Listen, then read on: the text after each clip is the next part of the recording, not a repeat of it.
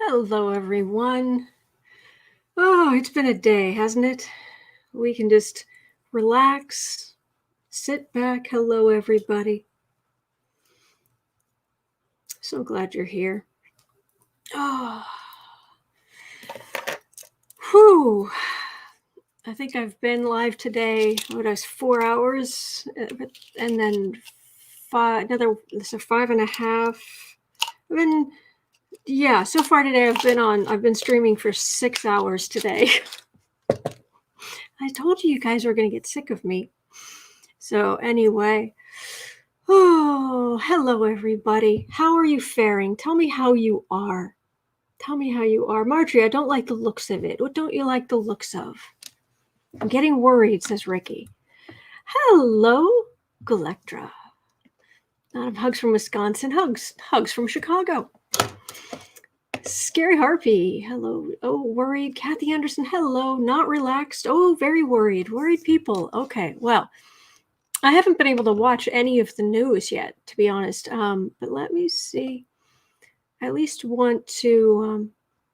Yeah, I think I'm going to sleep pretty well tonight. But let me see if I can share. Let me see if I can. For those of you who don't have access. Oh no! Hang on. Cancel. Oh no. Oh, well, I could just open it up over here. All right. I'm going to close that. And I'll open it up over here. Because I know there are some of you who don't have access to things like MSNBC or what have you.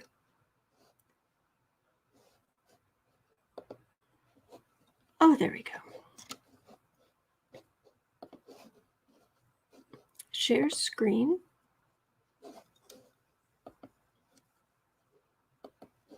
Share audio.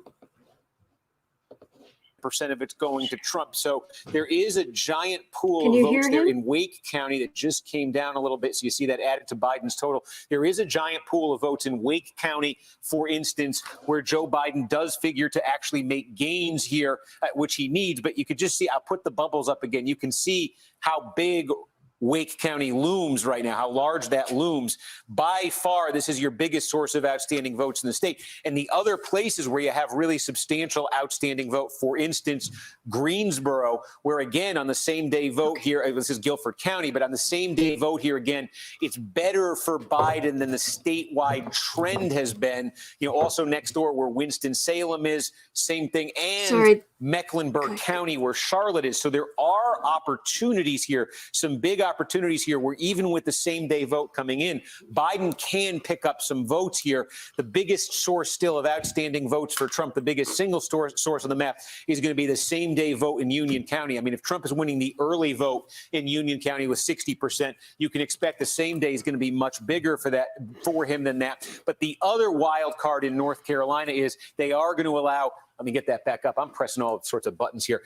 North Carolina is allowing votes that were postmarked by today, to be counted if they come in within 3 days. We don't know how many that could be, but there is a bit of a wild card there with potentially ballots arriving tomorrow, for instance, in North Carolina. So again, when you get this close statewide, Trump at 30,000. When these Democratic areas come in, let's see how much that shaves off. When Union County comes in, let's see how much that adds. And let's see what we can find out about how many ballots might be coming in still to be counted in North Carolina.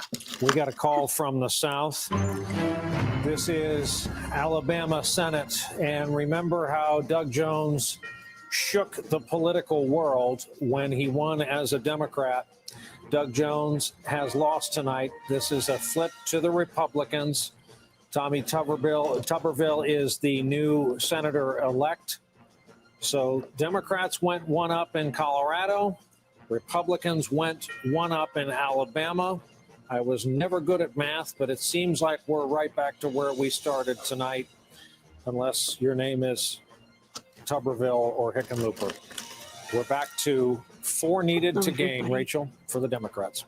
Let's talk about what's going on in Arizona. Brian, you've just changed the characterization in terms of NBC News' projection in Arizona. In both of those states, NBC News is now, in the state in both of the closely watched races in Arizona, NBC News is now projecting a lead for Joe Biden in the presidential race in Arizona and a lead for Democrat Mark Kelly in the Senate race.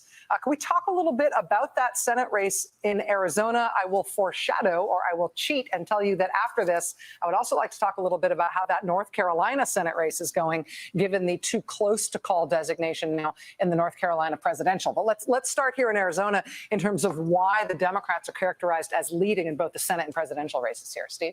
Yeah, I mean, just take a look here in Maricopa County. And again, this is basically the early vote cast up until this weekend. This is the bulk of the vote here. Biden's advantage, that 54 to 45, that's significantly more than Democrats got in 2016. It was a 2-point margin with this same batch of votes in 2016 for Hillary Clinton. I've actually been able I think to when watch. you look at the partisan affiliation of the folks who are going out and voting today, stressful.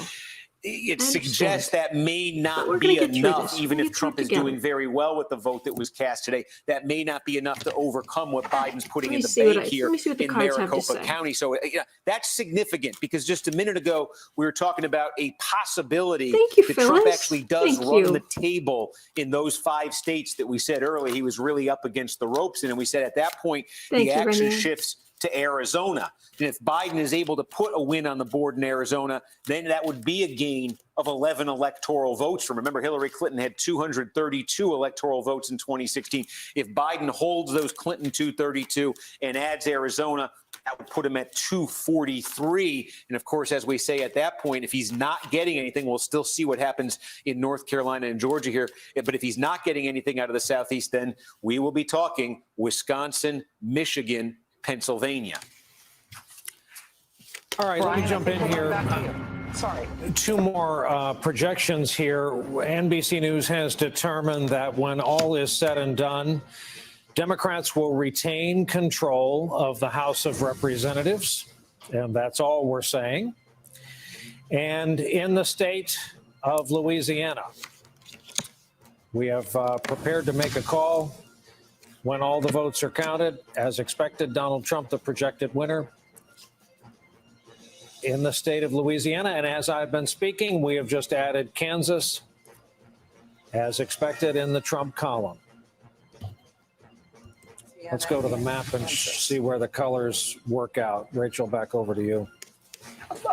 Steve, we're looking at Senate races and presidential races sort of tracking one another in closely fought states. We were just talking about that situation in Arizona, where both Biden and Mark Kelly are portrayed now as in the lead by NBC News' calculations in Arizona. Let's look back at North Carolina. We've got too close to call. It was too early to call. Now it's too close to call in North Carolina. What's happening with Cal Cunningham and Tom Tillis in the Senate race there? Let's call that up. And you see, again, the number's a little different here, but 48-4, 47-3, a bit of a larger advantage there for Tillis, about 60,000 votes. Again, I'll toggle between them, and you'll see here, keep an eye on the map here. This is the presidential, and this is the Senate race.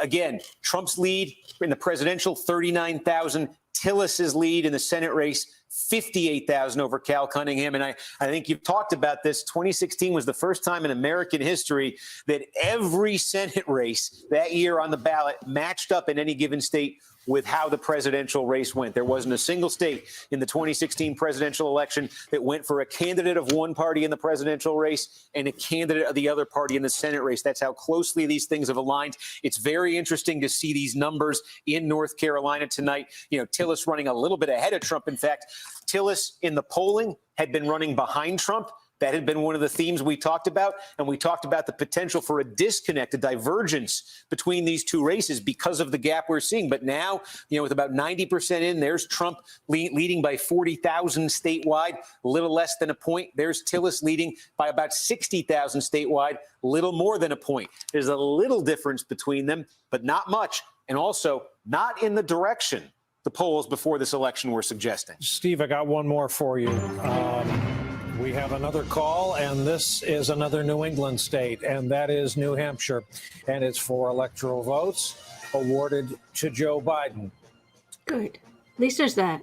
We believe when all Don't the be scared. votes Don't are be scared, counted, Ricky. We're going to be okay. differentiated by about What I'm 22,000 getting, votes I just right pulled cards now. for Let's this, take a look and at the what I'm map getting is really good news see where this for, leaves us as we look nationally. basically. Again, two different trends. I'm getting really blue, good news. Southwest, Sorry, northeast. really good news for red Democrats. from the Mississippi Okay, Valley. really good news for to Democrats the tonight. Atlantic The seaboard. Republicans are all the way going up to through take the it to court. Middle Plains. Multiple Rachel? courts. They're I will going just to note that try to while we cause are a not ruckus. looking at a lot But of flips here in terms of I don't the have any various good states on the map. Don't pinnacle sleep on cards that New here. I Hampshire don't have result. any That good pinnacle was a cards. Hillary Clinton That's what state it would have to in be if it 2016, but it was a Hillary Clinton state, I going to be believe, good for the by Republicans tonight. 0.37% of the vote. Trump got very, very close to beating Clinton in New Hampshire in 2016. So to see Biden now the projected winner in New Hampshire, again, that's not a flip, but it is a sigh of relief for Democrats who saw how close Trump was able to get there. Again, one of the states we are watching very, very closely, Nicole Wallace might be watching. She does it because she intensely, knows it's what we need. Is the state Sorry, of Wisconsin, where it is too early to call at this point. We are watching closely, particularly alongside Michigan and Pennsylvania, these other crucial states. As you see right now, just over a third of the vote in Wisconsin, very close between them. And we're expecting 3.6 million votes. And we've got about 1.2 million reported thus far. So a long way to go in terms of Wisconsin and the eyes of the nation upon Wisconsin. Once again, our friend Charlie Sykes is in Wisconsin for us tonight, watching these results and helping us make sense of them. Charlie, when you look at what we've seen thus far out of Wisconsin. And for what it's worth, none of this, I'm not monetizing tonight, so we can watch this together. This election is not going to be decided by the SEC. It's going to be decided by the Big Ten.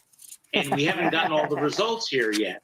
So I'm looking at the Wisconsin numbers, and if there are 3.6 million votes, that is very bad news for Donald Trump, because he won here 4 years ago by getting fewer votes than Mitt Romney got against Barack Obama when he lost by 7 points. And so far, I'm looking at some of the numbers. He's underperforming what he did 4 years ago in crucial Waukesha County. Keep my mind busy. I live in Ozaukee County, which is one of the Milwaukee suburbs. He's winning by, Donald Trump is winning by only 8 percentage points. So he is certainly not adding to his margins in crucial Republican areas. And as you look at those numbers, remember this: we won't get the final numbers from heavily Democratic Milwaukee County until 5 a.m. tomorrow.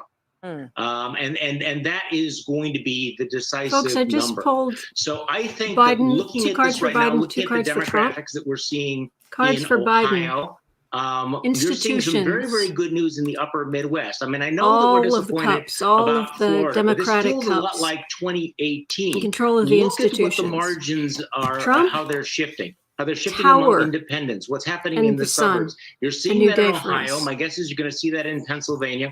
And you're already seeing that in Wisconsin. Democrats in control of the institutions. Charlie, let me ask you about one other Wisconsin dynamic, which has loomed so large over the past 4 years. I feel like it has overshadowed our ability to think rationally. Strength of women voters. Wisconsin. And that is that when Trump voting won Democratic in 2016, and as you said, he won by less than a point. I'm just getting the same messages over and over and over. In Wisconsin, not a single public poll, not one. Thank you. And then he went ahead and won the state. Is Wisconsin polling, which shows Biden broadly ahead heading into tonight's results, is Wisconsin polling any better in 2020 than it was in 2016? Well, I think so. The Marquette University law poll, which is considered the gold standard, has Biden up by, I think, 4 or 5 points. It's going to be close. It's going to be single digits. But I think that they have adjusted to the mistakes they made 4 years ago. But the key thing in Wisconsin right now is the question of, will voters in, say, Milwaukee County, will African-American voters turn out in Wisconsin? Because famously 4 years ago, Hillary Clinton got 40,000 fewer votes than Barack Obama got just in Milwaukee County. If she had matched Barack Obama's total in Milwaukee County, she would have won the state because Trump won by only about 23,000 votes. Now, the other big variable is whether there's a big hidden rural, non-college educated white vote coming from northern and western women. And I'm not seeing any indications of that. Trump seems to be holding his own outstate. But the question is, will Democrats turn out? The indication that I have is there's big numbers out of Madison, which is Dane County, and big numbers out of Milwaukee. And keep in mind that Wisconsin has been hammered by the coronavirus as much as any state in the country. And every single time that Donald Trump has come here for one of his rallies, he's reminded people right now, of his failure McConnell on that thinks issue. he's sitting pretty. So the story of Wisconsin is very heavily shadowed by what's happening with COVID-19. Charlie, Republican my colleagues here in the senators think they're studio are sitting eager pretty. to ask you more Wisconsin questions. Again, I'm going to hold them back for a second because I think we've got a quick call we've got to do before we rejoin this discussion.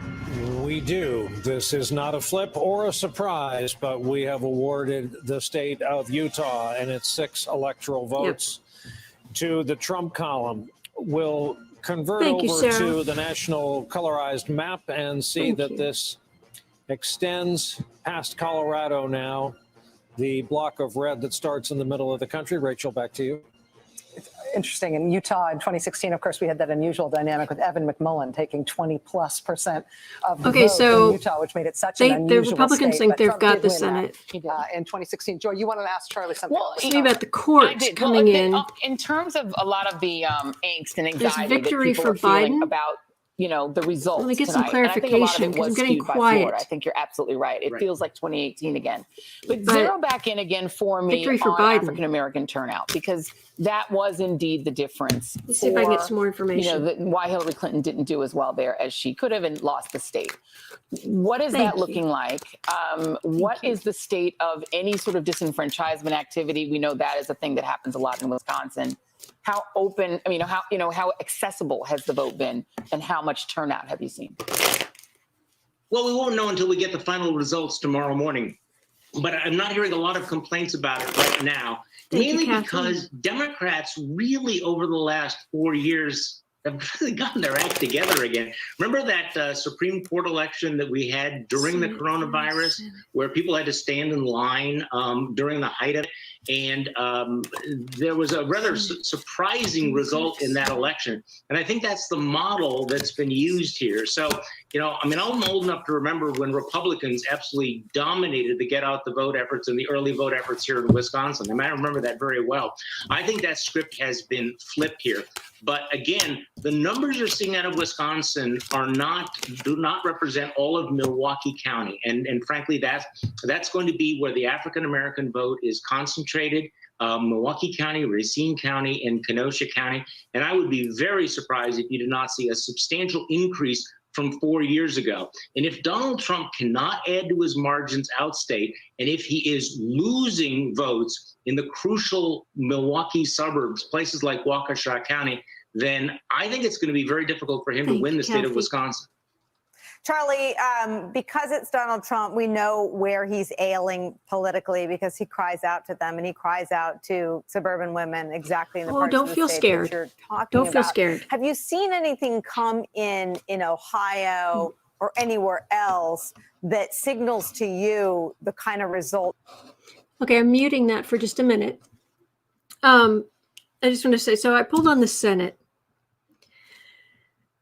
What I've got is it kind of goes along with what I've been saying in my daily things about the Senate, which is these cards for Democrats, these cards for Republicans. And with Republicans, because I'm reading on, why do I end up with a final card for the Senate of quiet as a tomb? It's because they're going to take everything to court.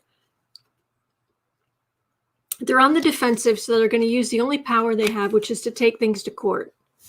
And they're going to do everything they can to slow down every last thing Democrats want to do. Court, they're on the defensive. They're furious about they're going to be just flat out lying. But they're on the defensive, so they go to court, go to court, go to court, go to court, go to court.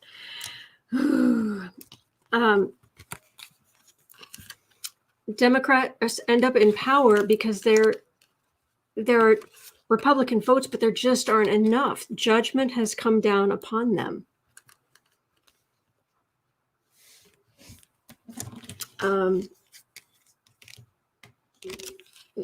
people haven't seen their loved ones, haven't seen their grandchildren, and don't see when any of that's going to happen. So there is hope. Yeah, that's what I'm getting. But I think we're going to have to wait, and it made. I mean, back in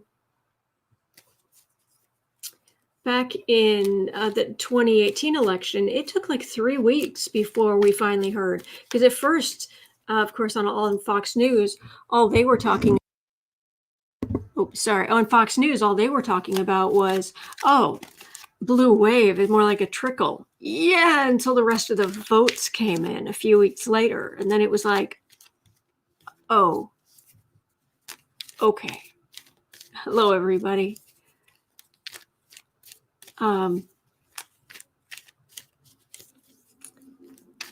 Snoopy, I'm not understanding why, after all this man has done, he's still doing well.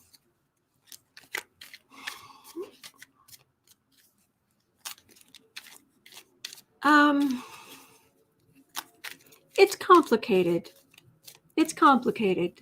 So, but agreed, Carmazuri, everybody it will be okay. Deep breaths. Exactly. Lucky Fox Tarot, thank you for being on tonight. Comforting. Good. Allison, you must be exhausted. Me too. I am as exhausted as you guys are. Janet, I just can't see it. What can't you see, Janet? Karen saying, thank you. Katie, hello there. What a pleasant surprise. Hello. KT, I feel better now. Thank you. Well, good. Love Music saying hi. Hello. All right. And they aren't going to get the key votes into Wisconsin until 5 a.m. Just so you know.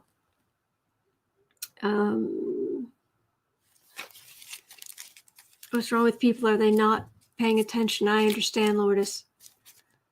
Melody, love from Australia. Hello, Australia.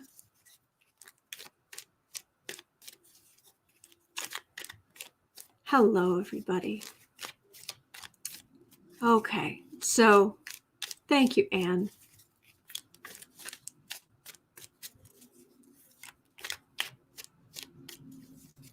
And thanks for giving us a little bit of hope in the dark of 2020. Well, thank you.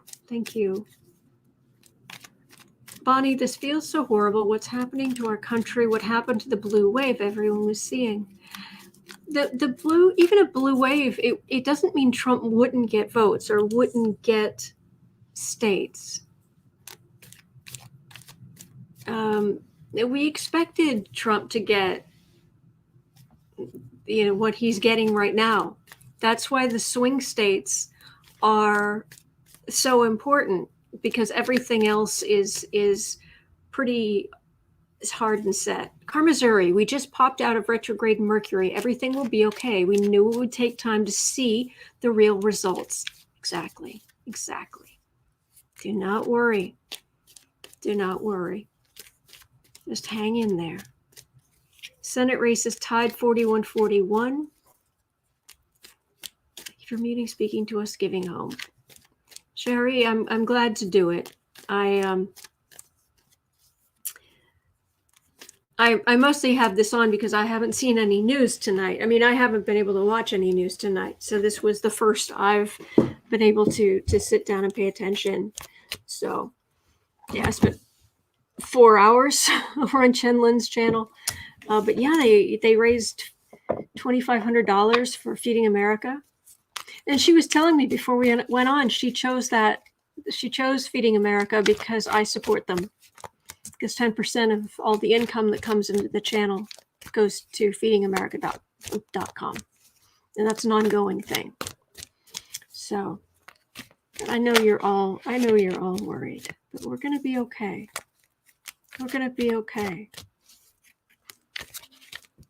Katie, California's not been counted yet. 55 delegates. Yes. Clarence, we're not doomed. We're doomed. No. No. I have two sisters, and they each have two sons. Something beginning of a joke, but it's reality. When my oldest sister, when her two sons were young, there was a point when they were relatively young, she just started calling them doom and gloom because one would be like, it could break down, it could fall apart, people could get hurt, and the other one would say, and everyone could die. And she's like, no, nobody's gonna die. So Stephen Colbert's election special is on in 20 minutes. Okay, Janet, okay, I understand now. Thanks, on. Good. Sally, still too early. Angelica, Hope, yeah. And it has been a very brutal day, and we're getting tired. Yeah, so was he expected to win Missouri? And please tell me if I'm wrong, but I think I would be surprised if he hadn't. Yes, Missouri's so red now. That's what I thought.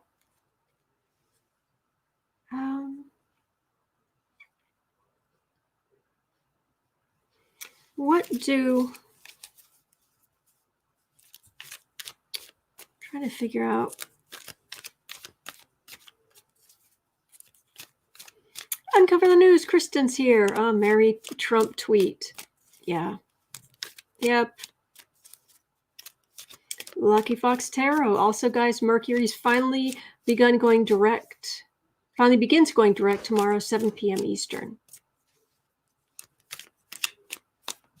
Yep. How much did you raise for charity? Over on Jen Lynn's, everything tonight, there were 9. I think at one point there were 9 of us readers, and 100% of her proceeds tonight were going to feedingamerica.com, and she raised over $2,500. That'll feed a lot of people. Mine is just 10%. 10% of all the income that comes into my channel goes to feedingamerica.org before expenses, for what it's worth. So any money I get, 10% goes to feedingamerica.org, and that's ongoing. That's every day, 365 days a week. And tonight, actually, because we're watching the news together, this is not monetized. So the video itself is not monetized. So I will get nothing for advertising or any other. So it's and 10% of the super chats will go to feedingamerica.com. But if you want it all to go to feedingamerica.com, you can make the donation yourself on their website, or you can go back over to Jen Lynn's channel just for tonight. Kitten. Hi, you're adorable. They'd love to see you. Yes, they would love to see you. You're so good. All right, Steve's talking. I'm going to put him back on. I'm going to get the kitty. So hang on. Let me see here. Advantage has moved up over 50,000 votes. What has he gained to put him there? We were talking about this Union County here, big suburban, exurban county outside of Charlotte, and basically the vote is in there now. Trump's going to end up over 60%. Again, getting big same-day numbers. We saw that number lagging earlier overall for Trump, his percentage in this county. He ends up over 60%, gets a lot of votes out of there. And so you see statewide, that helps him move up. Now you see close to 60,000 votes statewide. Where is the remaining vote in North Carolina? Still a lot in Wake County, where Raleigh is, Greensboro, Winston-Salem. There's still some to come in Charlotte. There are still a small amount scattering in our smaller Republican-friendly areas of the state as well. All told, what you're looking at here is just over 400,000 votes statewide remain to be counted here. 82,000 of them are in Wake County. You can see another 50,000 of them are in Guilford County, where Greensboro is. So there are opportunities here for Biden to cut into it. But again, I think the other thing that comes into play here is just the possibility there will be other ballots that come in the mail in North Carolina after Election Day, trying to figure out how many that might be, what that could do to the margin here. So let's see where the margin ends up after these votes all get tabulated. Then that becomes the question in North Carolina. But Trump's lead right now sitting at 60,000 votes. We take a trip out to Arizona. Again, not much changing here. You see just getting sort of that big initial batch of the vote. We're basically going to be sitting here looking at 3/4 of the vote in Arizona.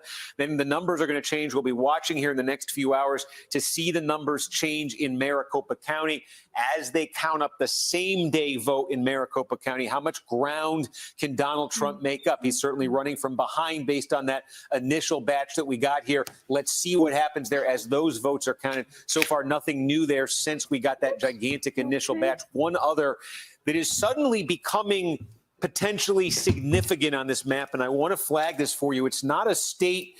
It's part of a state. It is the 2nd congressional district of Nebraska, and this is Omaha, the Omaha area. And here's the vote right now in the 2nd district. The reason I'm showing you this is because Nebraska and Maine give out their electoral votes by congressional district. So the winner of this congressional district that I'm showing you right now, think of it as the smallest state in the union for tonight, at least, because it's worth 1 electoral vote. Whoever wins this, Trump got this electoral vote in 2016. You see with the vote that's in right now, he's clinging to a 600 vote lead. We're just going and we're looking. So far, what's counted in here is the same day vote up until 2 p.m. this afternoon. Okay, so there's more same-day vote, the vote that was basically cast this afternoon and evening, and there's still early vote that's also being added here. Keep a very close eye on this because the Electoral College implications are this. Let me paint what right now, if you're at a Biden campaign, you're saying, boy, this is the worst case scenario for us. That would involve, hey, you lose Florida, you lose Georgia, you lose Texas, you lose North Carolina, you lose Ohio, and then you lose Pennsylvania. This is your worst case scenario. If all of that went wrong for Biden, the path they could still take that would get them to 270 would involve Michigan, Wisconsin, Arizona, which we just talked about. Those 3 would get him to 269. And the 2nd congressional district of Nebraska, if they could get it, would be 270. So to keep that in mind, because these Electoral College scenarios, we've been playing around with so many of them the last few months. And as Donald Trump early on has some success in these big states we flagged at the beginning of the night, this is one folks have talked about. Is there a scenario there 269 comes into focus? We've always talked about what would happen then, or is Biden able to actually get that district? And that presents a path for him that wouldn't require him to win Pennsylvania. That is crazy. I mean, I have done that math myself, and I know it's true, but I can't believe we're talking about it as one of the things that might actually happen. Steve, before we get too far away from Arizona, can I ask you to look at Senate in Arizona again, just for a second? Again, NBC News is characterizing in Arizona both the presidential race and the Senate race as too close to call, as too early to call. But in both cases, Joe Biden in the presidential race and Mark Kelly, the Democrat in the Senate race, are characterized as in the lead. Can we look at what that means in terms of the Kelly-McSally Senate race in Arizona? Yeah, here you go. Oh, I think we got some. Excuse the interruption. Nebraska, part of the split electoral vote, Nebraska, as projected, is being projected to Donald Trump. And we've explained this before. The split congressional district, I'll be right back. the western I gotta do part, something the for the part cat. that has not been striped on our map. Rachel, please, back to your Sure. It's a very timely call, actually, given what Steve was just explaining about that 2nd congressional district and that 1 electoral vote in Nebraska. Okay, Arizona Senate, Mark Kelly versus Martha McSally. Yeah, so again, let's start on the presidential race here in Arizona, where you see Biden right now almost 9 points ahead. And where does the Senate race? There you go. Kelly, double digits ahead. We're looking at the same collection of votes right here. Mm-hmm. This one, we were talking in North Carolina about how Cal Cunningham, the Democrat, had been running better than Joe Biden, I should say, in some of the early polling, but not tonight. This is the opposite. This is what we saw in the polling. We saw Mark Kelly consistently running better than Joe Biden, stronger than Joe Biden in Arizona. You're seeing this in the returns here, double digits for Kelly. And again, if you look at the presidential race and what's been reported so far, about 1.5, 2 points difference there. So again, Biden leading, Kelly leading by even more. When Democrats talked optimistically about the Senate race in Arizona, it's because they thought, on top of other things, they thought they might have a little bit of a pad right there on top of the presidential race. This Arizona race turning out to be fascinating in lots of different ways. Let's bring into the conversation now Lori Roberts, who is a columnist with the Arizona Republic. She's in Phoenix tonight. Ms. Roberts, thank you so much for making time. Arizona's turning out to be a really interesting place to watch tonight. How are you viewing it? What should we know from a national perspective that we might not be able to see from this far out? Well, I think if you're Martha McSally, you're breaking out the hard liquor about right now. She needed to keep it close in the early vote, which is what you're seeing right now. Arizona is a big early vote state. So roughly 75% of the vote is going to be early vote. And that was going to skew a little bit Democratic. But boy, a 10, 11 point lead, that's a tough one to make up with only 25% of the vote left to go. So I think if you're Martha McSally, you're not real happy tonight. You look at Maricopa County in particular, that is the place that matters the most because we have 60% of the vote. That's the Phoenix, Scottsdale, Mesa, Glendale area. It's breaking big for Joe Biden and for Mark Kelly. In terms of the Biden race and the Kelly race, and those existing in parallel, and we are seeing sort of parallel characterizations right now by NBC, do you see any cross currents between those two? Do you think that Kelly may have helped Biden there, or Biden may have helped Kelly? Conversely, do you think that McSally or Trump might have hurt one another's campaigns, as they both seem to be trailing right now? Well, McSally always seemed to run in the polling about 4 to 5 to 6%, depending on which poll you looked at, behind Donald Trump. So that tells me that a lot of Republicans, in particular very conservative Republicans, were not so sure about Martha McSally. Conversely, a lot of very moderate Republicans and independents, in particular women in the suburbs, which you're hearing about all over the country, were turned off by Donald Trump and by Martha McSally, who really has been portrayed as being in Donald Trump's pocket for the last 2 years. Her fate was tied to Donald Trump's. I'm not sure that Donald Trump's fate was necessarily tied to hers, but what we're seeing is that both appear to be going down tonight.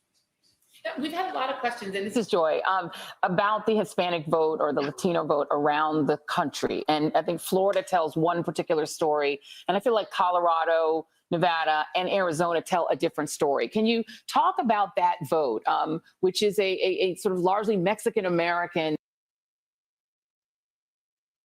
Okay, sorry, I'm back. The kitties have treats, so they're happy now. Hello, everybody. What do you mean, Mark? Can we say we already lost? Lost what? No, there's no giving up of hope yet. It's going to take time to vote, to count everything. So we're not losing, but we're not losing. Lucky Fox Tarot, the commentator said if I were McSally, I'd break out the hard liquor. Oh yeah, I heard that. I heard. Okay. So many people appear to be wrong. So many polls appear to be wrong. It's frustrating, says Bonnie. I understand. Kristen's reminding us that Stephen Colbert's election special is in 5 minutes. Okay, cool. I'll watch I'm going to watch the replay on that one. I'm not going to watch it live. Good kitty, mommy. Hey, Allison, nay. Except nay. Exactly. California here, almost closed. Exactly. Electoral, don't give in to negativity. Still lots of votes to count. Exactly. What is my take on the outcome? I've been getting consistently for months, Biden is going to win. But we just have to get through it. And the other side is just going to go, absolutely, they're going to go streaking to the courts.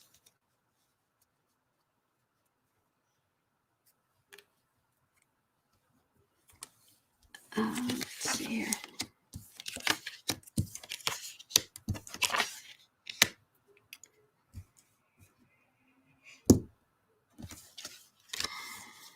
And they're going to scream bloody murder that it's rigged. Yeah. So lots of votes not counted still. California's always blue. Yeah. Yep. Recounts will happen. Oh, many recounts. Many. Keep positive. Wheezy Squeeze Box. I voted yesterday. My son did too. Thank you for voting. Thank you, everybody who voted. This orange jackwagon. He can't break our spirit. He can't. What is he? He's nothing. He's pathetic.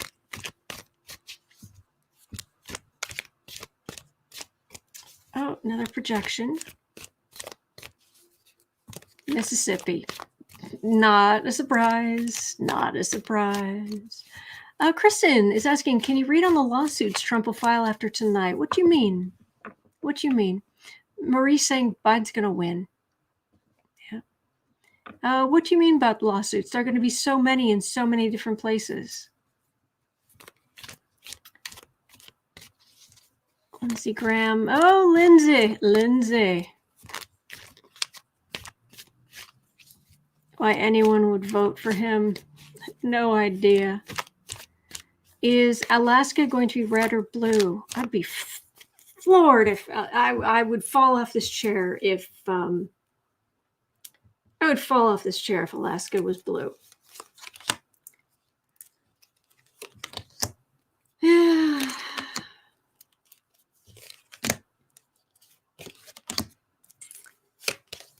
Alaska. The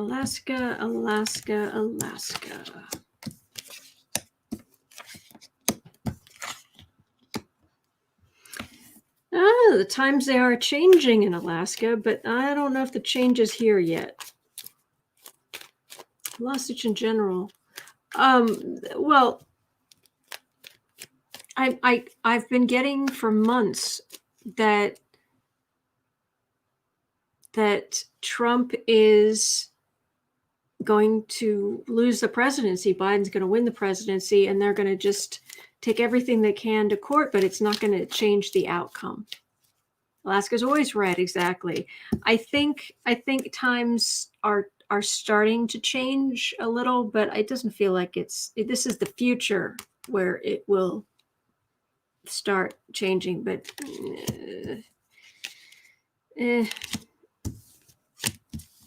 yeah, Alaska's always red.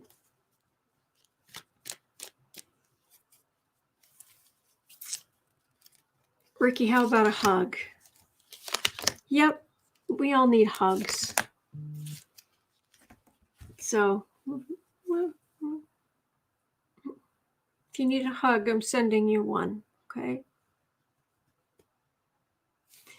Allison, do you have a twin? How are you here and at the other place at the same time?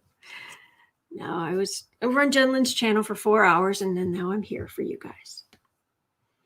So, all right, let me see. Let me go back. Oh, election alert. Let's listen just a little bit more. To add up as we get late in the night, however frustrating this night is for many of our viewers. Coming up here on 11 o'clock Eastern time, and here we go. The state of California awards 55 electoral votes, as is our projection. Not a surprise. Not a surprise, but still. Oregon, 7 electoral votes to Joe Biden. Washington, 12 electoral votes to Joe Biden. Idaho, too early to call. We have determined Trump leads. Here's the graphic to 270. It's 192, 114 at this hour. 270 is where you start the conversation. Here's backfilling some of the races we're watching. This is Florida, too close to call, and we have determined this to be too close to call, though Trump leads. North Carolina, too close to call. Texas, too early to call, Trump leads. Pennsylvania, too early to call. Ohio, too early to call, Trump leads. Michigan, too early to call, period. Georgia, too early to call. Arizona, too early to call, Biden leads. Wisconsin, too early to call. Minnesota, too early to call. Iowa, too early to call. Nevada, too early to call. What are the odds? Let's look at the map. We've been watching the color-coded states get awarded all night. To think that 6 o'clock Eastern time, 5 hours ago when we started this, it was a blank gray slate. Low, they have filled in. Low, there's a lot of math to God. go. Let Leslie, Steve oh God, Kornacki, Florida, redeem yourself, what interests man. you that's been popping up on your map in the time it took me to read that? Quite a bit, Brian. Let's focus here. How about Pennsylvania? Because we've talked about, look, this is going to take some time because some of the counties taking a while with the mail-in ballots. But there are some counties in Pennsylvania that have counted everything and given us a complete look. And I do think this is worth keeping in mind as Pennsylvania perhaps looms larger and larger in the hours ahead. One of the reasons Donald Trump was able to flip Pennsylvania in 2016 was he ran up extraordinary margins in rural parts of the state in western Pennsylvania, places Republicans had usually done well, but he did incredibly well in these places. And one of the questions was, would he be doing that again tonight? We are getting some full returns here. We've got just about all for here's a county we got just about everything in. Trump's running at 72-27. He's actually exceeding right now his 2016 number. This is small, but again, we've talked about this in places like Georgia tonight. Small counties with enormous margins do add up. Next door, here's a place where Trump hit 73% in 2016. Tiny, but he's hitting 73% tonight. I'm seeing this in all sorts of small counties in western Pennsylvania. That seems to be where we are getting most of the full reports out of Pennsylvania so far.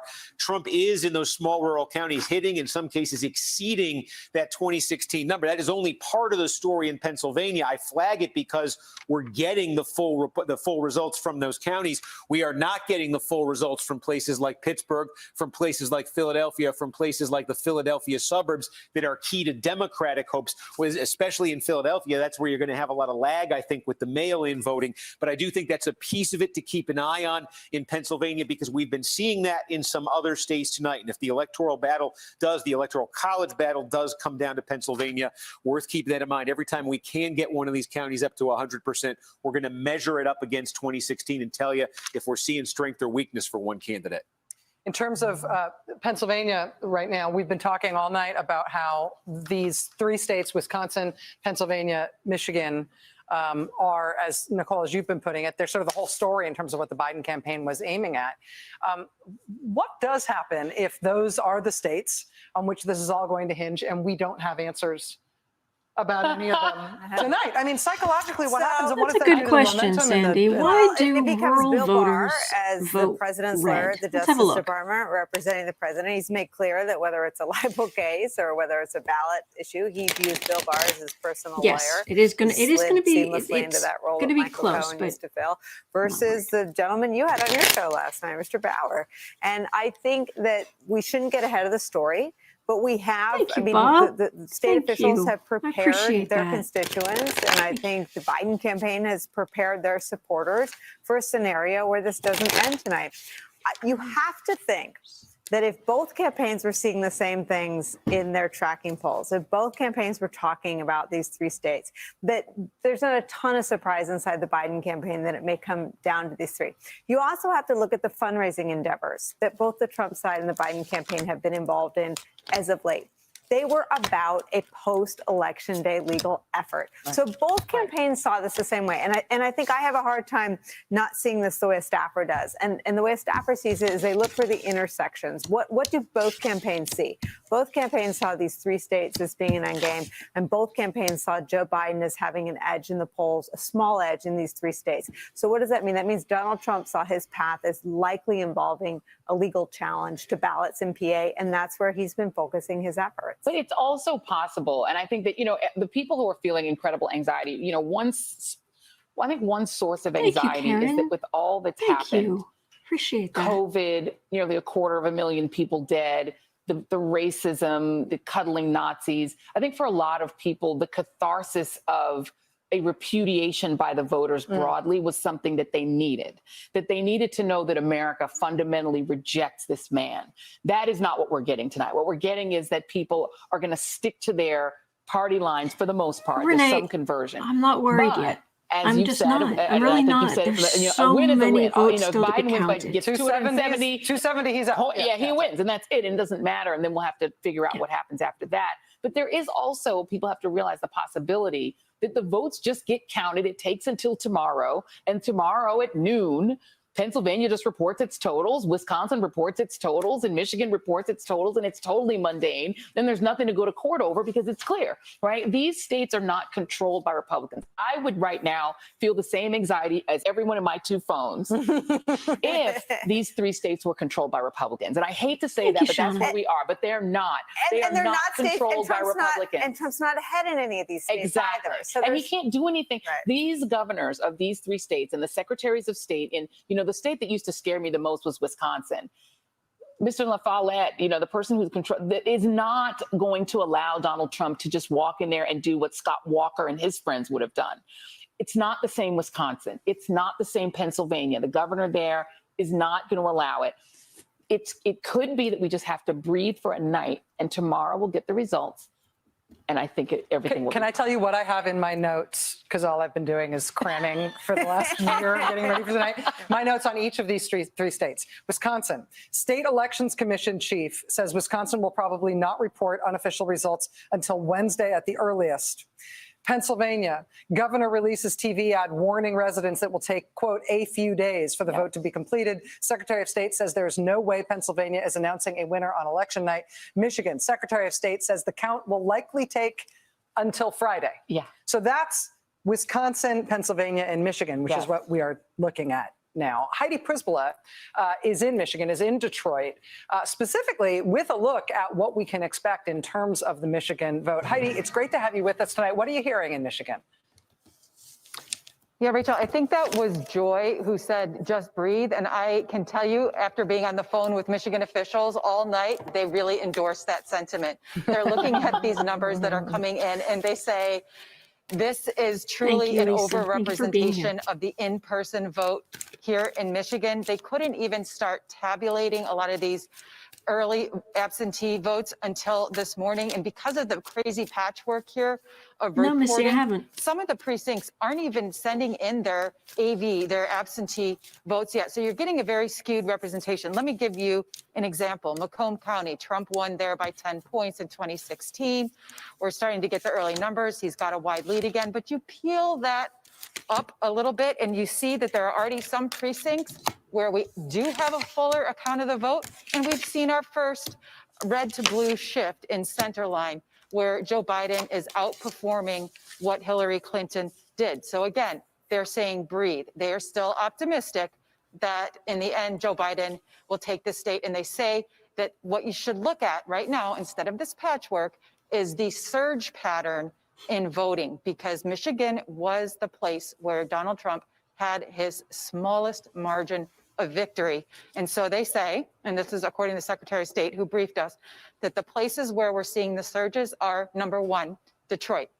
We're not seeing a surge like we saw in 2012, but we're seeing it above 2016. We know Detroit is reliably blue in that surrounding area. Okay, two other places, Kalamazoo and Ann Arbor. What do they have in common? College areas. Michigan changed their rules to allow same-day in-person voting, registration and voting, and we're seeing long lines in those areas. So if you look at the surge patterns and where the surge patterns are, Michigan officials are still optimistic, but they are cautioning no reading into any of these numbers until we have them all in. And the most recent news from the Secretary of State is that we won't have even unofficial results for 24 hours, Rachel. Thank you. 24 hours from now. They're not expecting any unofficial results until Latter-day Saints. Wednesday after 11 p.m.? Thank you. That's what she said. Wow. I mean, if you're looking at a Friday final, right? Like, for unofficial, that would not be unreasonable, considering that some of these places, like in Macomb County, haven't even registered their early votes. Wow. Heidi Przybyla for us in Michigan tonight, in Detroit. Thank you so much. And that is a really good reset and reminder.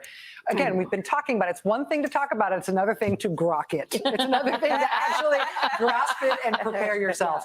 All right. While we were talking about the upper Midwest, we've talked a long time about Wisconsin moments ago. We're going to hop over Wisconsin, go from Michigan over Wisconsin to talk about Iowa and Minnesota, a couple of states that we haven't had a ton of focus on yet, but are crucial at this point, both of which we're watching results closely. Steve, Iowa and Minnesota, your choice as to which you look at first. Yeah, let's take a look here. Let's call up Iowa because you do have some numbers coming in. There is Iowa. So right now, Biden in what's been counted in Iowa, about 1 million votes with a 6-point advantage here. Again, we can call up here and see still about 800,000 or so ballots to be counted in Iowa. Now, I think the cautionary note on this is take a look at some of these counties where Biden's doing very well right now, sort of along the Mississippi River.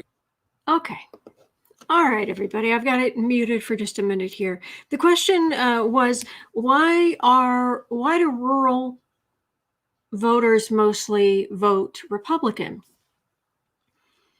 This is I hate to quote Disney, but a tale as old as time. Basically, it's this idea of being tied to the land. Oops, wrong side. Tied to the land. And it's you know, you work the land, you work the, and Fox News has really not done anybody any favors, but this idea of the big cities, you go to the big city and it's all corruption and crime. I mean, you would have heard the same thing in 1900 as you'd hear today. You go to the big city with those liberals, they just, you know, defile our young people and spit them up, and they're just all corrupt and thieves and insult to injury in those liberal big cities with their crazy ways. It's still hanging on with the advent of television and the internet. Things are going to eventually get more, they're going to even out a bit more. But right now, yeah, Cindy, I agree. Rural people don't listen to mainstream news as much. Yeah, it's genetic. Yeah, my dad did, granddad did, et cetera, et cetera. Yeah. Yep. So that's what's going on there. Okay. And there was another question on it. I'm so sorry. I can't. It's been a day. I'm afraid I don't remember what it was.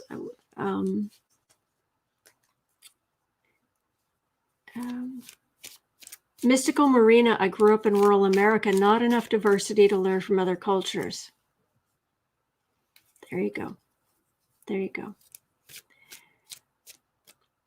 Hang on, where was that? Oh.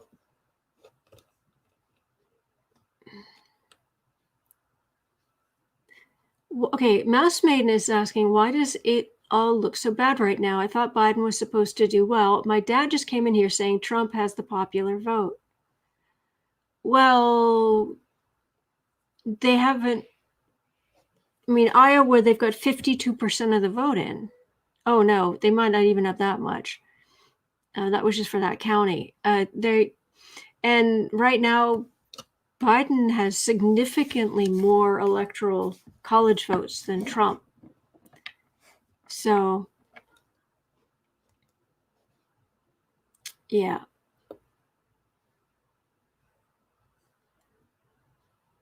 Let's see. Thank you, Allison, for loners, self-reliant, resistant to change. Yeah. All right. Why does it look so bad right now? Because I haven't counted everything yet. In saying that Biden was going to win, and in saying Biden's going to win. It isn't going to look like, oh, what was that? Oh goodness, what was that? The year, was it against Dukakis? That Reagan, it was just like the whole country was red except for like 1 or 2 states went blue. That isn't what's going to happen here. I have been getting the Senate will eventually flip. That's what I've been getting. I'm not always 100% right, but that's what I've been getting. What's going to happen is that most of the states are going to fall red-blue the way that they have. But it's the swing states that's what's going to matter. Autumn, isn't it the electoral vote, the ones that really matter? Yes. So, and I read on the Senate when I first came on, and there we go. Ricky, Reagan in 84, Walter Mondale, that was it. Thank you. Yeah, popular vote doesn't win the White House. So we're going to get through this. Yeah, I'd be floored if Minnesota isn't blue. I mean, I know they have a lot of rural areas, but it's Minnesota. You know. Breaking: Democrat Deborah Ross wins open seat in North Carolina, flipping the seat. Nice. Yep, Mystical Marina, keep up the positive energy. We all knew this was going to be chaotic. Exactly. So, some people are saying that Biden's gone to 209 to Trump's 118, but I haven't seen that yet. I haven't seen, because I'm just watching this. So, Lisa, we always knew in-person voting was going to go to Trump. Exactly. Listen to how many millions of mail-in ballots are outstanding in general. Yeah, do they have the military vote in? Because the military vote is not gone completely Republican. The losers and suckers. That's gonna hurt Trump. Florida was a long shot anyway, but it's not over. It's not over. We're gonna get through this. Chill, everyone, says Chite. That would be the short answer. So, and bless Steve Kornacki. He's great at what he does. And he can, like right now, I think he's in the weeds, but he needs to be. That's his thing. How is 45 feeling now? Snoopy, that's a good question. Let me look. How is 45 feeling now? How is 45 feeling now? How is 45 feeling now?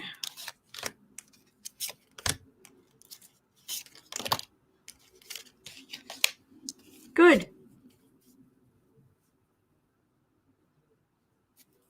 No, I think he's feeling relatively good right now, to be honest. Oh, and there you just got Missouri. I am being drawn to the liquid she's pouring between the cups, but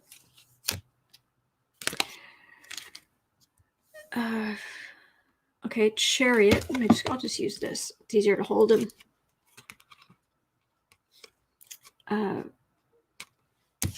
Chariot.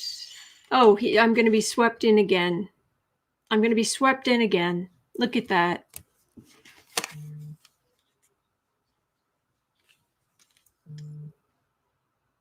Okay. Senator, the reading is quiet as a tomb.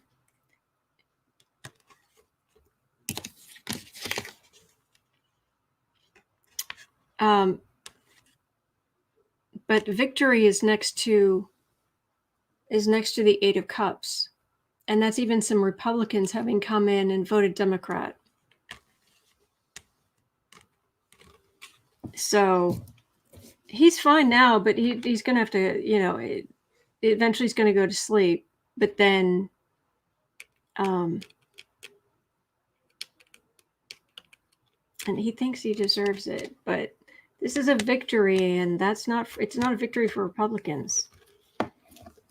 So, like I said, I just keep getting the same things over and over.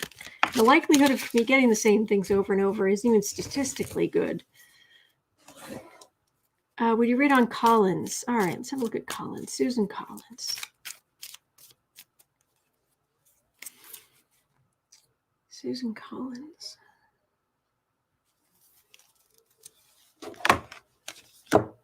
Susan Collins.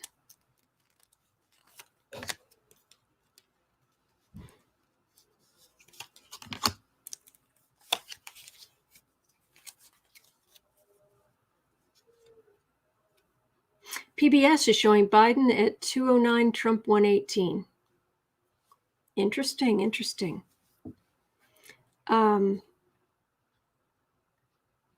I just completely forgot what I was reading on. I'm sorry, it's been such a long day.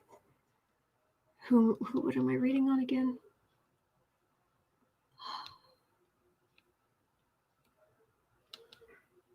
Collins. Sorry. Mr. RN, thank you. Thank you very much. Collins. Okay. Well, Maine is fairly, Maine has their own culture. Thank you. My aunt and uncle lived there for years and years and years, and would go up there at Christmas and visit them and their 3 kids who were born and raised in Maine. And that whole thing about you have to be like 3rd generation before you're accepted. It's a very insular place. So a quick look. Does anyone know what sign she is? Mara, is Trump going to rally his little private army? I read on that today, actually. If you look on my channel, today's video from earlier today, I think it was one of the earliest questions I answered, because this isn't going to be time stamped. I'm going to be too tired. But the 12 o'clock, the noon live stream, daily live stream, 7 days a week. I take the time after I'm done to timestamp them all. So, does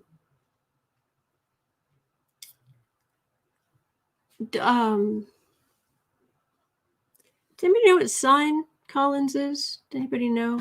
Or should I just look it up?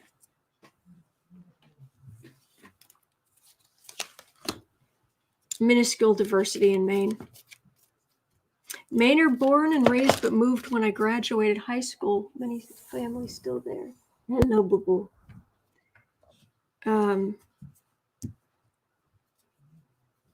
December 7th, 1942. Okay, so Sagittarius. Thank you. She's right there, but that's sickness and illness.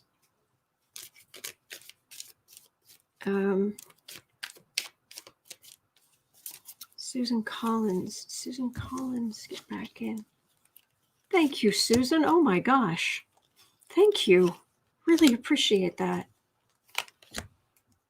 Sagittarius. Susan Collins. What do you think, kitten?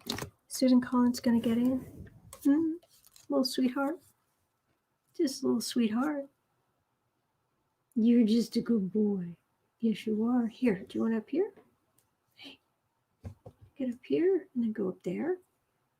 What would you like to do, sweetheart? There you go. There you go. Sorry, I have to take care of the kitty. There he is. Okay. And now he's sharpening his claws on the cat tree.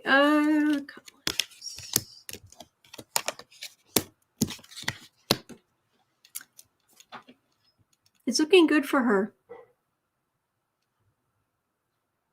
Why is it looking good for her?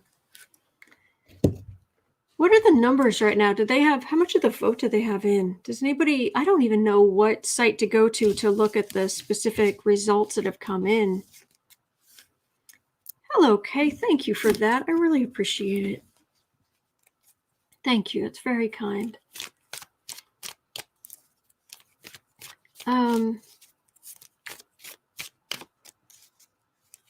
Sag, thank you. Is Susan Collins going to win another seat in Maine?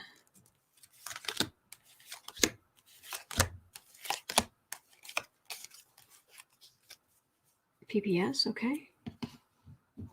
Biden has a lead in Maine, okay. Any word on Collins? Oh, I saw something about black and orange. Can you read on Marjorie Taylor Greene, the QAnon supporter that won in Georgia? Ooh, why? Can I sleep on? Can I get some sleep first? Oh, QAnon, it's awful. If she won, she's ahead. Oh, yuck. Maine flipping to Biden. Senate, it's 41-41. Oh, Mr. Gorina, I appreciate that. I really should. Collins says 51.7% right now. Thank you. Thank you.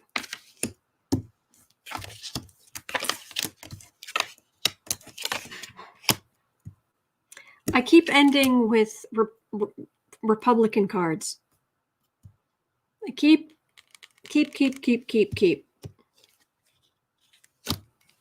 Every time I pull.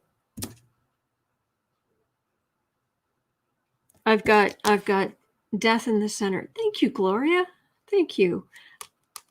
I've got death right in the center and aggressive voting, vote counting, getting people to vote, or just lawyers, air signs. But every thing I'm pulling, I always end up with a pentacle, and I get pentacles for Republicans. If she gets back in, I do not know how.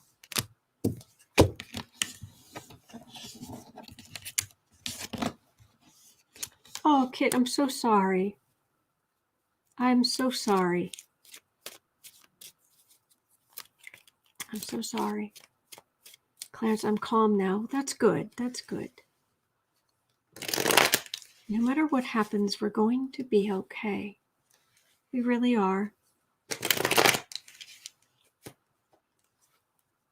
Hang in there. Hang in there. Lynette. Hey, Lynette. Michigan has yet to count absentee and mail-in ballots. Good night. Yeah. Pennsylvania hasn't counted their absentee ballots. Could be Friday before we know, says Gary. Gary Atkins, thank you. Okay. All right, let me, because I'm getting just a little bit tired. I'm going to run downstairs and grab another one of these, but I've got to run all the way down to the basement and come all the way back up. So I'm going to mute my microphone and I'm going to turn the news back on so you can hear it, okay? Oh, thank you. Thank you. All right.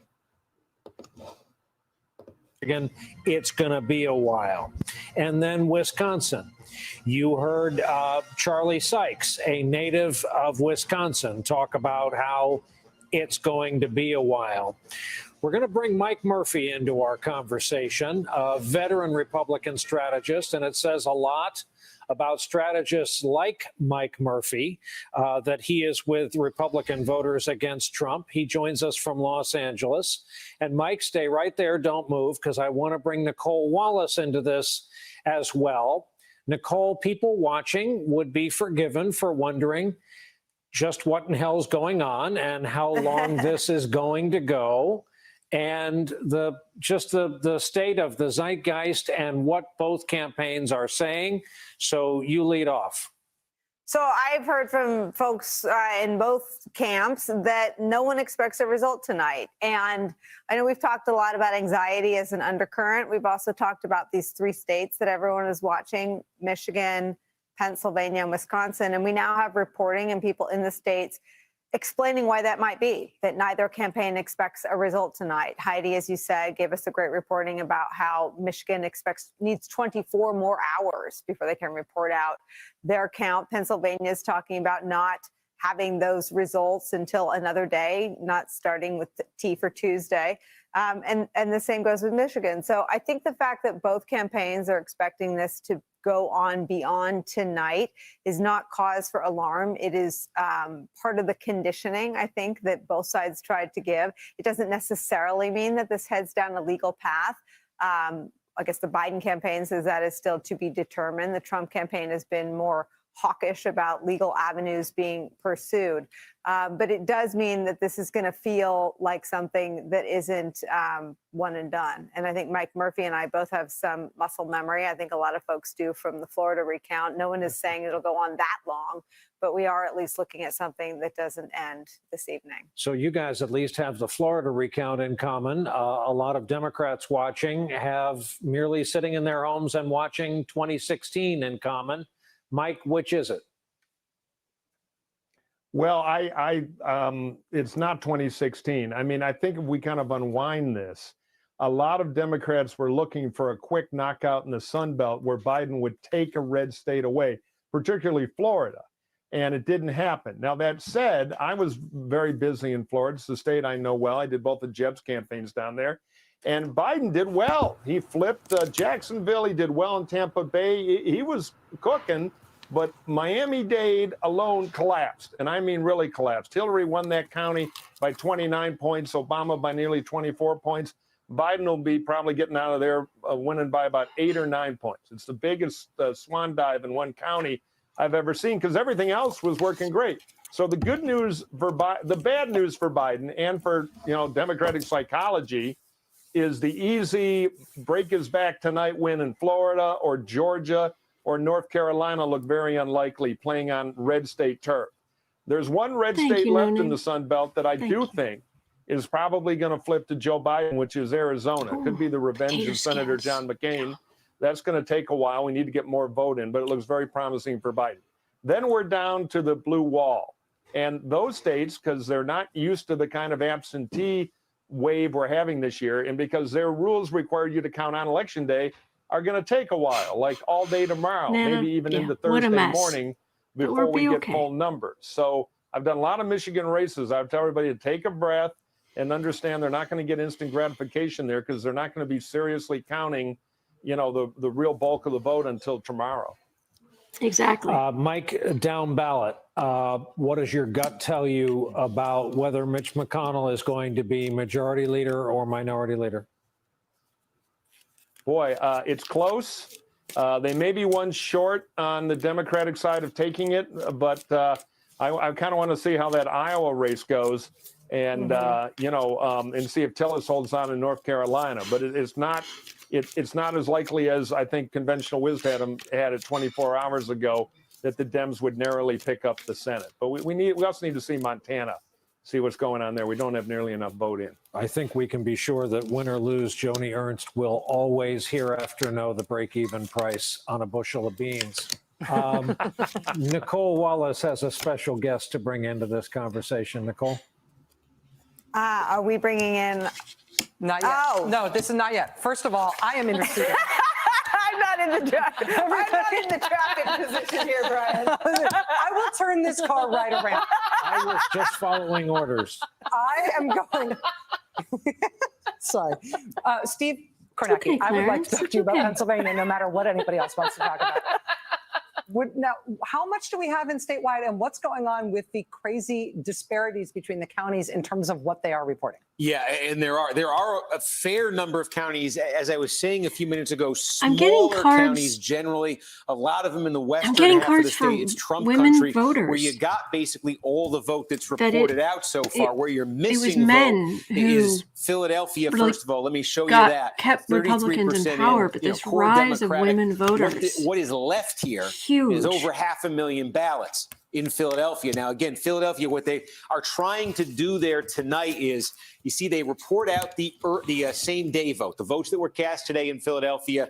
That's part of the reporting that's coming into tonight. They have also reported out some of the mail ballots. They were processing them today. They were processing as many as they could, and they've reported some of those, and they may do some more before the night is over. But that's going to leave them with hundreds of thousands of mail-in ballots that, tomorrow, maybe into Thursday, that are going to be reported out. But again, more than 500,000 when all is said and done. They're not done for the night right now, but there's going to be a lot left to be done when the night is over. In 2016, what was the margin in Philadelphia County? Do we have that easily accessible? 83 to 15. Okay, all right. So again, you've got this is very relative here. You've got Trump's best ballots in Philadelphia. Now, that's why Biden's sitting, I think, at 77% right now. You've got the same day ballots in Philadelphia. And again, this is this thing. The votes that were cast today are the high water mark for Trump for the types of votes that are cast. He's probably losing the same day, but he's probably not losing it by anywhere near the margin he's going to lose the early votes by. So you've got a ton, as I say, you've got 500,000 more to come in Philadelphia there. And these suburban counties right outside of it, like a Montgomery County, 350,000 to come. What you're actually looking at here, they've processed some of their mail-in ballots. There are some counties, as I said, in Pennsylvania that actually are processing large numbers of mail-in ballots and getting them out. Montgomery's gotten quite a few out. We got same-day vote to come there. Chester County, we've got a mix. We've got some mail, we've got some same-day, and you got 168,000 to come. So there are a lot of votes to come here in this Philadelphia area. You're talking about just these counties right here plus Philadelphia. You're talking like a third of the state right there. So that's really, I think, throwing off a lot of the numbers you see statewide. The other thing I can draw your attention to here, though, is we say some counties are complete. Here's one that is. This is Scranton. Joe Biden. Joe Biden has made Scranton such a central part of his campaign.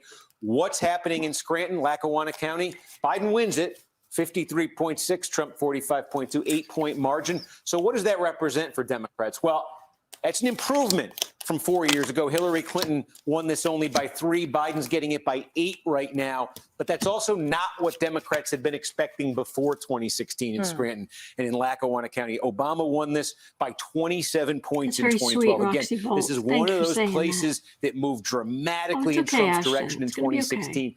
Biden made a little step here tonight back toward what Democrats used to get, but not a huge one. But again, in Pennsylvania, the margin was less than 1 point statewide, in 2016. So any improvement Democrats can pick up in these counties, and if they can get more support, more turnout in those suburban areas, to get a 0.7 point change, that's what they're looking for here to win Pennsylvania. That might help them, but obviously come a long way since 2012 in our politics. Can I ask you about Armstrong County in Pennsylvania? I've been hearing that there may be some sort of interesting results out of Armstrong. Let me see what we got here.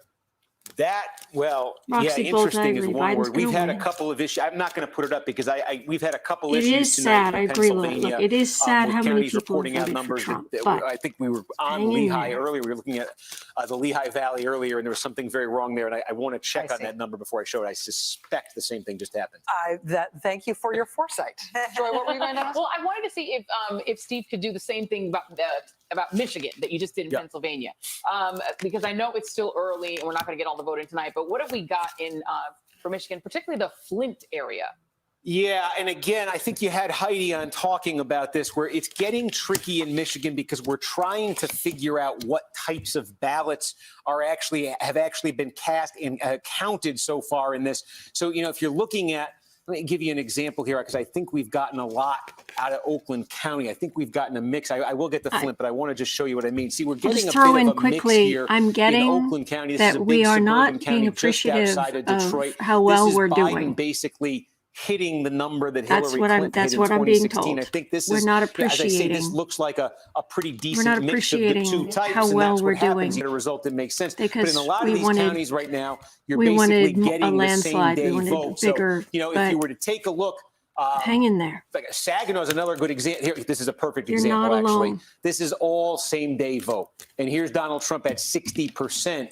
Again, this was dead even in 2016. Here's Donald Trump running at 60% right now. So it's very uneven in terms of what we're getting from these counties right now. All right. Genesee County, do we have time?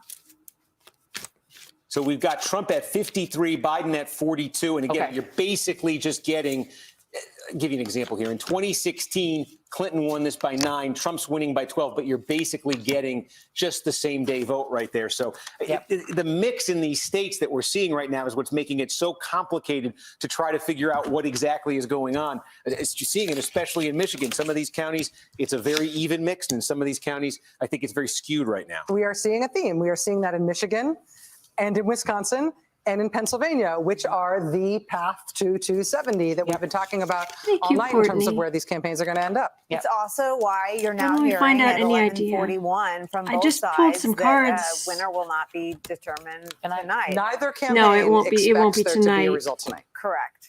And I think for some more context and to help us sort of it is put gonna this take some time, into a but frame that might ease anxiety, these are all we have positive someone toward joining us from Harrisburg, Biden Pennsylvania. winning. It's Sean Misek. He's the editor-in-chief of the Pennsylvania And there are Capital people Star. working We've very talked hard to before. count. You were ready for this, for the nation's eyes, the world's eyes, let's face it, turning to Pennsylvania. Oh, we're going to have to wait a long Tell time us, until we know I who know won you've the been on the phone tonight. presidency. What is your sense of the state of the race in your state? Have to wait. Yeah, Nicole, I've just been over here doing box breathing, trying to be patient for this evening. Yeah, it's as advertised. We went into Tuesday night knowing we weren't going to get a result, and sure enough, we're leaving Tuesday night knowing we're not going to get a result. What we didn't realize was the magnitude of the count. My good friend John Tamari over at the Philadelphia Inquirer is saying that 2.22 million mail-in ballots statewide have yet to be counted. That's about 87% of the total. Those are overwhelmingly Democrats, and 3 of the state's largest counties still have a ton of ballots to count. Philadelphia may be doing another count come midnight and then doesn't plan to do another count until 9 o'clock tomorrow morning, joining 7 more counties tomorrow that say they're going to start counting, including Cumberland, which is as far as how soon are we going to know who wins the presidency? I'm not getting delay cards.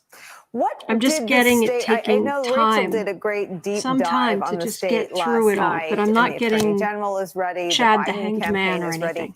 Are the citizens of Pennsylvania ready? You know, they've certainly tried to prepare them. Governor Tom Wolf he cut that commercial this evening, telling everybody to take deep breaths. I've been seeing a bit of it on my Twitter feed. Some folks were looking at, say, the row office results. That's State Attorney General, State Treasurer, State Auditor General, where there's a wide disparity between the 2 Democratic incumbents and the 1 Democratic challenger in the open seat. Pardon me, and predicting Republican coattails. I've had to talk a couple of people down off the ledge saying that's not the result. We still have some time left to go yet. Yeah. It's hard. It's hard to get people to be patient. It is. And with so much, I think, hyperventilating on really the president threatening to, quote, send his lawyers in after the polls close tonight, I think set a tone that has people on edge. And you're right, box breathing. It's in for 5, hold for 5, exhale for 5, hold for 5. I'm doing it too, my friend. We will come back to you early and often. John Misek, editor-in-chief of the Pennsylvania Capital Star. Thank you so much. What is it in? Okay, so box breathing. I think it's a military thing. It's called 479, I thought. Isn't it? Who are you? What are we talking about? You in for 4, hold for 7, out for 8. No, I do it every day. Meditation apps. It's the new Valium. What's the box? It's around and it goes around in sides? You breathe in, you hold, you breathe out, you exhale. Oh, there's another one called diaphragmatic breathing, where you like push your belly out when you breathe in and then let it out when you come out. Everything's gonna be okay. So relaxing. Unless I grow gills, I'm not going to know how to do any of those things. All right, we are going to take a quick break, in part so I can figure out what this nonsense is that you girls are talking about with your lungs. That's from Pennsylvania. It's got to be a good idea. Yeah, okay. I do believe in breathing, just I don't understand this. All right, we're going to take a quick break. I'll tell you, one of the things that I don't understand tonight is why in Nevada, we have 0 vote at this point. Nevada, we have seen Arizona declared too close to call with Biden in the lead by NBC News. We have seen New Mexico called for Joe Biden by NBC News, but Nevada, nothing? Really? What's going on in Nevada? We are going to check in with the guru of Nevada's political press corps when we come back. Stay with us. Okay.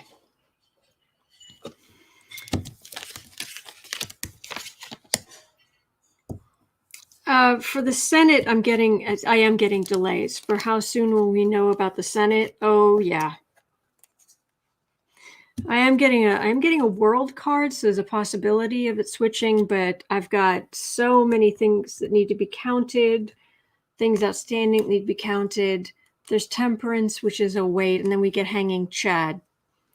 Wait. So we're gonna, it might be a week to even 3 weeks like it was for some races before we know about the Senate. So there's delay.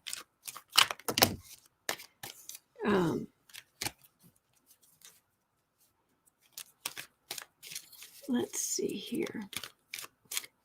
Shauna, good grief. These networks are all over the place with their projections. I understand. Will Pelosi survive her race? I didn't think it was a question. Is Pelosi in trouble? I'm trying to hang on as long as I can. I'm actually getting a little bit lightheaded, but I'm still okay for the moment.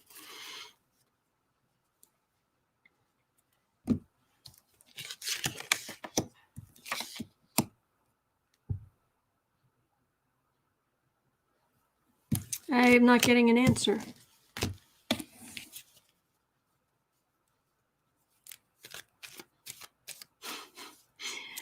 Giuliani, have several seats. From 538, it says Florida is indicative of a broader polling error. My roses. Oh, that's beautiful. Autumn, I have to go. Oh, wait, where was it? But thank you, and you're right, we're doing really well. Thank you for being here. She had a challenger from the left. Oh. Jenny, your nails are still holding. Yeah, they are. I still got them. Little mirror, little disco ball action. Oh, thank you, Ashton. I wish I could sleep, but I'm afraid. Oh, Cindy, rest. Okay, Coop, I don't think I'm going to sleep till early morning at this rate. They're not even going to be counting certain things. I mean, what is it? Is it in Georgia? They're somewhere important where they're not going to have any results until like 5 a.m. tomorrow morning. So, good night, Sally. Rest well. And thank you, Kit. Almost midnight, says Christine. Have to work tomorrow. Night, all. Love and light to all. Thanks so much. You're most welcome. Here it is 10:49. Thank you, Lisa. I have 4, 5, 6. I've live streamed for 7 hours today. Whew. I don't understand why CNN has different numbers from CTV. Pennsylvania is not counting until tomorrow. Places like did I see places like Milwaukee not counting until tomorrow? Or was that?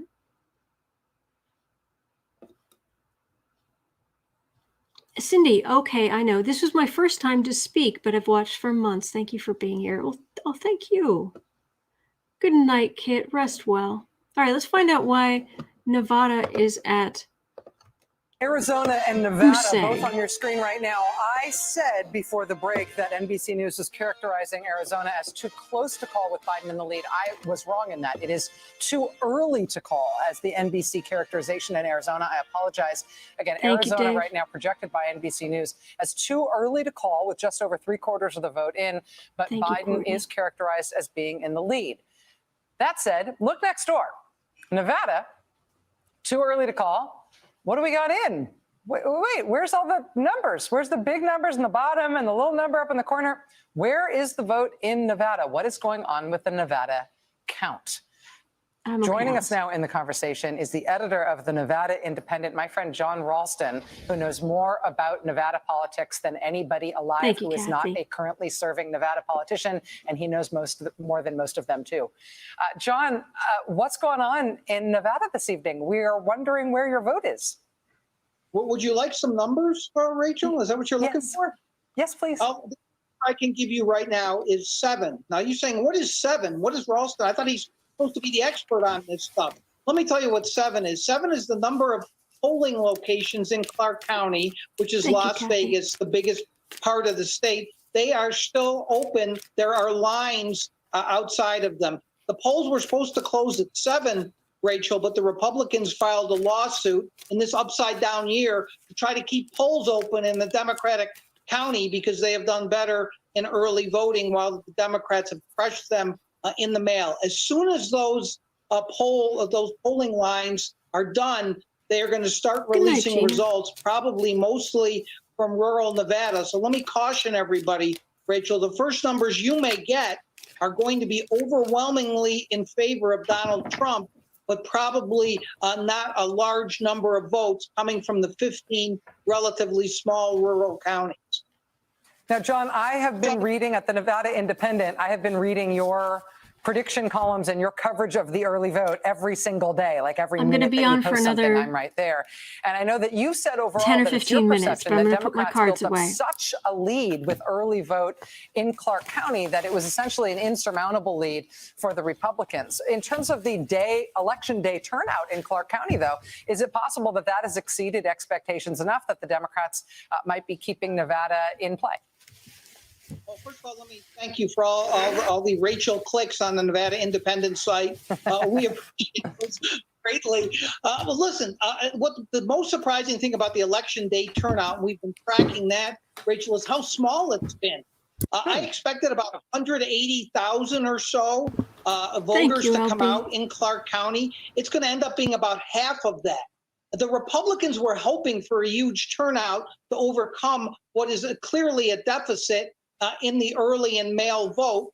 They were about 48,000 ballots behind. Pamela, yes, visualize the Biden presidency. Plus in Clark County. Thank you, and as you know, better than most people, being a student of Nevada politics, the Democrats always do this. They build up enough votes in the Democratic bastion of Clark County that the Republicans can't overcome them.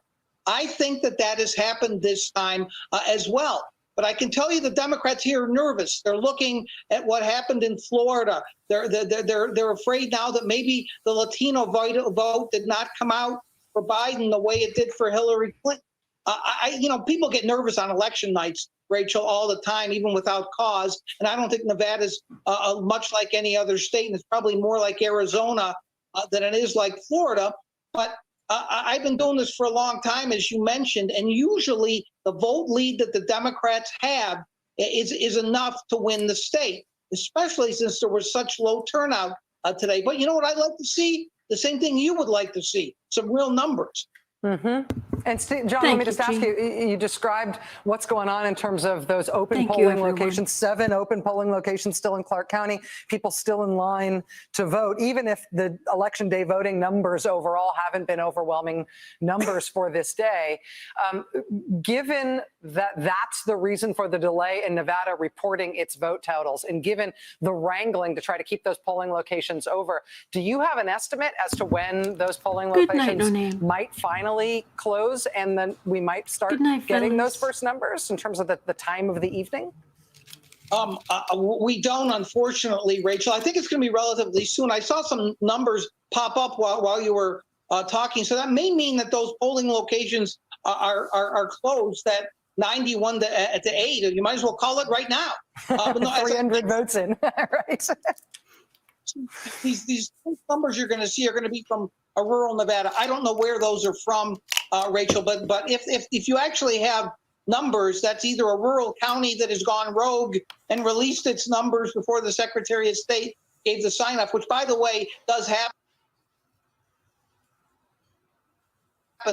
in Nevada, and I can see that that's from a very red county in Nevada. But this doesn't tell you anything. As you can see, it's about 400 votes that have been cast. There's going to be 1.2, 1.25 million votes cast in Nevada. I'm hoping we're going to start to get Clark County results within the next hour, Rachel, but I've been doing this too long. I say there's no reason for them not to release results, and I'm still saying that 2 hours later. So I don't want to make any predictions on that. I hope soon. Hey, John, it's Brian. I last saw you in a thriving taxi cab line after a delightful meal in Las Vegas, back when meals in Las Vegas and taxi cab lines were a thing.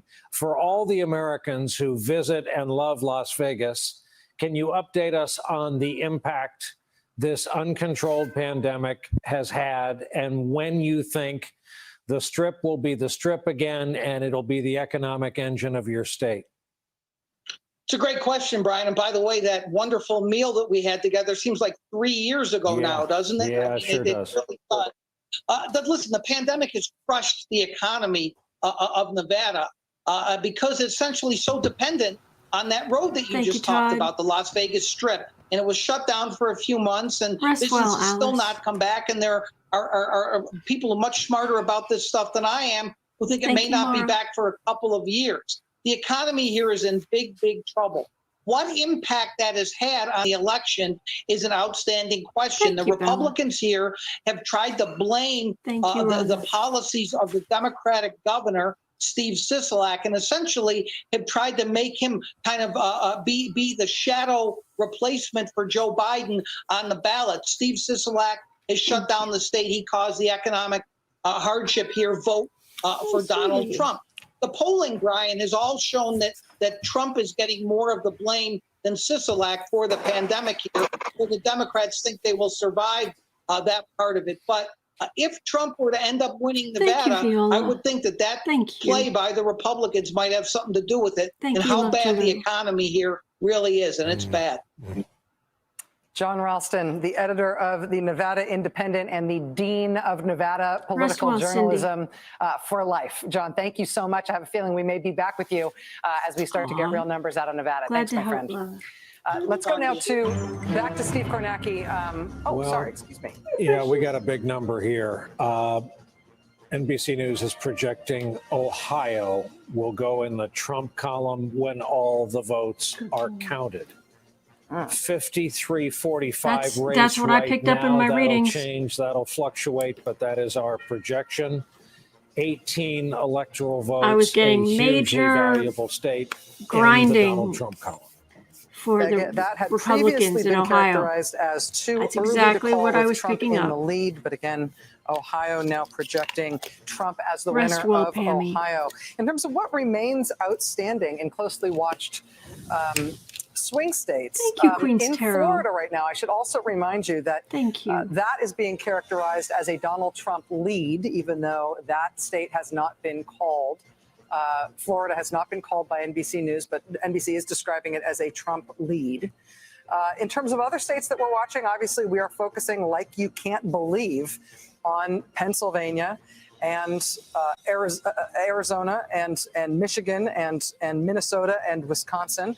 In Texas, NBC is also characterizing that state as a Donald Trump lead at this point, but has not yet called it.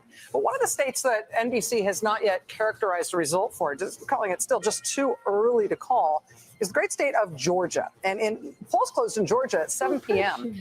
It's been just about exactly 5 hours since then now. Steve, what's going on in Georgia? Yeah, we said earlier we thought maybe this Atlanta metro area would lag, and that's what's happened. You see Donald Trump with the lead there in the overall vote count statewide. It's a little north of 9 points. It's 372,000 votes for him. The reason for the sort of hovering here, waiting for a result, look where the outstanding vote is. If you could see these bubbles, I mean, it's the Atlanta metro area. It's the core of Democratic strength in Georgia. And so there's a question right now of how many votes are Democrats going to get out of these counties when they come in. Let's take a closer look here and zoom in. Let me take the bubbles off and we can zoom in. Good example here, Fulton County, Atlanta, is about half the vote. Biden running at 73%. I'm going to go in a few minutes, but I wanted to make sure we saw what happened at the top of the just hour. doing math, if you look at the current pace that Biden is winning winning the same, and he is winning the same day vote in Fulton County. Yeah, he could net another 100,000 votes out of Fulton County. You know, if you take a look, let's see here, DeKalb County, this is another one, 300,000 votes. I mean, overwhelmingly Biden here, even in the same day vote that we're seeing. He's winning the same day that we're seeing in DeKalb with about 62% of the vote right now. So again, he could net a lot here. The problem, though, is for Biden, as I say, though, is overall that same day trend, it does end up catching him even in some blue counties. Here's a good example. Gwinnett County, I was just looking at this. You know, if you look at the early absentee vote that was cast here, we think it was about 59 to 40.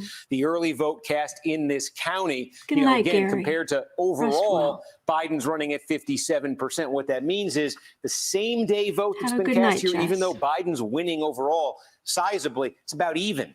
Trump is even ahead by about a fraction of a point in the count that we're seeing right now. So it strongly suggests, you know, there's a lot of votes to come here, 114,000. But unless that trend changes, Biden may not get much, you know, in terms of erasing the plurality. So there are enough votes in this Atlanta metro area in particular to really dramatically tighten this statewide race. And this is what we saw. This is what we saw in Georgia in 2018 and 2016. The final margin really came in late when these counties did. But there is a question here if that gap between the early and the same day, even with these Democratic counties having a lot of ballots left, might catch Biden here. He's got to make up 372,000. Again, we'll see. Let's see what comes in a place like Gwinnett. If there's a surprise there, I think that's what he'd need. Steve, thank you. We have just passed midnight here on the East Coast. We're in the heart of the order out west. It's a few minutes after 9 p.m. Here's the way we see it.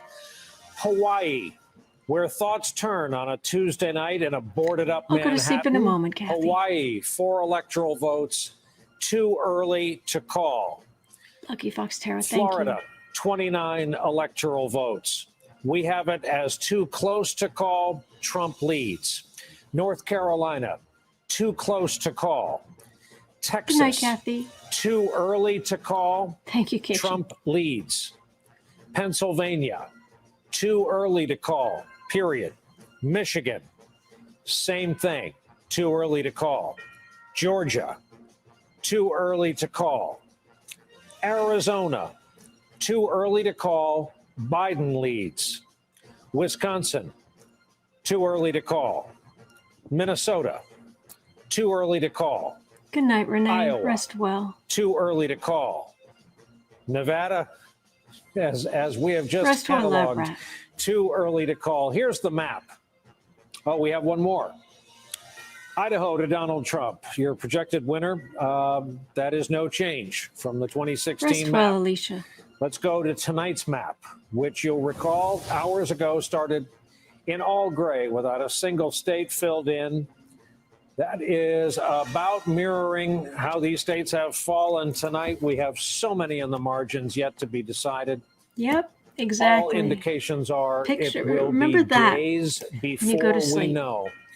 I am very eager to get to our next guest. He's been kind enough to be on our broadcast several of the past nights to talk about tonight.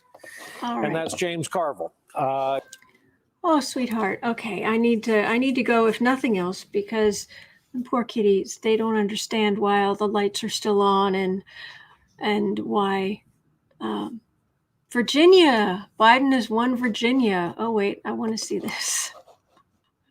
Yay. And let's put up where that leaves us on the road to 270 just to remind everybody. And then we'll talk to our friend James. 206 to 136 race right now, and there it may remain rather paralyzed. James, you predicted a night over, done and dusted long before this. How do you view this fight? What's going on? The first thing is every Democrat just put the razor blades and the Ambien back in the medicine cabinet. We're going to be fine. We're going to be fine. Governor Granholm, my dear friend, said that Michigan is a red mirage. Pennsylvania looks really good. We're going to be fine in Wisconsin. I think a big surprise here is Georgia. Steve Fernacki did a really good job telling people what's out. So I hope that we would know earlier than we did. I think we're going to be just fine. I'm very optimistic. I've been talking to quants all night. People are rerunning the numbers, and we just have to hang in there, and we're going to win this little thing. I promise you. But just, stay up tonight, watch the returns, and we're doing a good job. Get some rest. I am a Pappy Van Winkle in the back, and I think I'll be able to crack it open. Maybe not tonight as I hope, but I will crack that little puppy open before this is over. I'm staring at the roses, Old Glory, and the bottle, and wondering which one is going to take precedence by the time we're off the air. James, what in your view did happen? And I'm not trying to hang you up here, but you and I talk often on the air. What did happen between your prediction of maybe 10 Eastern time, 10:30? And where we are now, where we may be Thursday, the next time we talk. Well, I think one of the... Okay, everybody. Well, that's going to do it for me. But rest well. Seriously. Rest well. All right. And I will be back here. Yeah, don't stay. Well, you can stay up all night with the electoral numbers, which are looking good. If you can't sleep, read a book, read some fiction. I worry about you. I will be much happier if you're not doom scrolling. So hang in there, breathe. And I will definitely be back on at noon tomorrow, just as always, because it's just another day. Just another day. We're going to be okay. Kathy, I'm sleeping. Kathy is typing in her sleep. And you're such a sweetheart. You say nice things even in your sleep. All right. Jennifer, you and the kitties rest well. Thank you. Claire de Lune. Yes. Ramona, thanks for reminding me I still have one of my business books to read in the bedroom. Oh, yeah. That'll put me to sleep. Wow. All right, everybody. Thank you. Thank you for everything. Hang in there. All right. And I'll see you tomorrow. Just breathe. Please rest. Please rest.